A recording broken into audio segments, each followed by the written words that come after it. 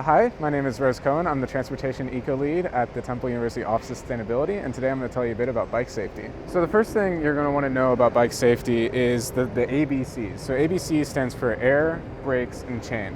So air is the air in your tires. So you always want to check to make sure your bike has enough air for the type of ride you're going to be doing. So if you're doing a ride more on more rough terrain, like dirt or something, you want to have a little bit less air in your tires. Because that'll allow the bike to be a little bit more bouncy on the rough terrain. But if you're doing street riding, then you're going to have a little bit more air in your tires. You want to basically not be able to push it down all the way when you're pressing on the tire. And that will it depends on the bike tire, depends if it's a mountain bike or a road bike. But generally, you just want, a good rule of thumb is not too much give when you push. The brakes, you always want to check your brakes before you ride. So just check to make sure they're not too loose. Just do both your brakes. And also check the wire here to make sure it's not hanging or anything, and that all the brakes are being activated when you pull them. And it can depend if you have disc brakes or these barrel brakes. And if the barrel brakes, you should be able to see them move, touching the tire.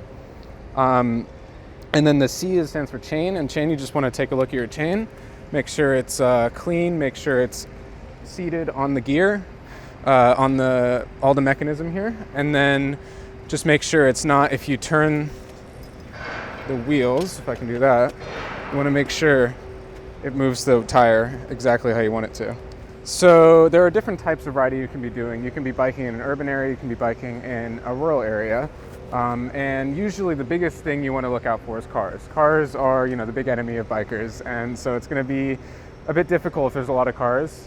Biking around. You always want to make sure that when you're on a road, generally you sort of act like a car.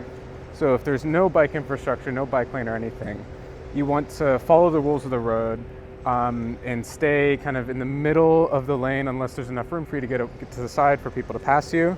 And stop at stop signs, stop at stoplights, do all the things that would be predictable for a car to do. The number one thing to ensure your safety on a bike ride is, of course, the helmet. And this helmet can save your life. If you fall off your bike, you get hit by something, this helmet protects your head, and that's the most vulnerable thing whenever you fall off a bike or get in a crash.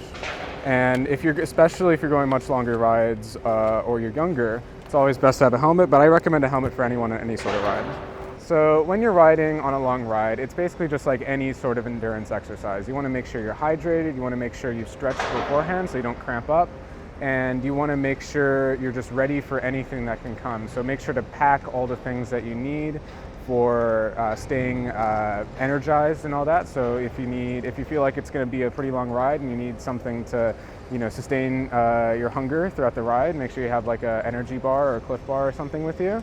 So bike rides can happen in any season of the year. So sometimes it's going to be really cold, sometimes it's going to be really hot, somewhere in between. Make sure you always are wearing the right clothing for that ride. So if it's going to be really cold, make sure you have really warm socks, maybe some long underwear underneath your clothing, make sure you're warm, and long sleeves, pants, etc. But also make sure you have the ability to take off layers when it gets too hot. So even in the winter, if you're exercising, you're getting pretty warm. And it might sometimes get too warm if you're wearing like a heavy jacket on a bike ride when it's 30 degrees outside. You might actually eventually become too warm for that jacket. So you want to have the ability to take off layers and put them aside in your backpack or something when you're on these rides. And in the summer, generally, as few layers as possible because you're going to get pretty hot. So just the base, exercise clothing layers are probably all you need to stay cool during the summer months. And of course, drink water. That also keeps you cool as well.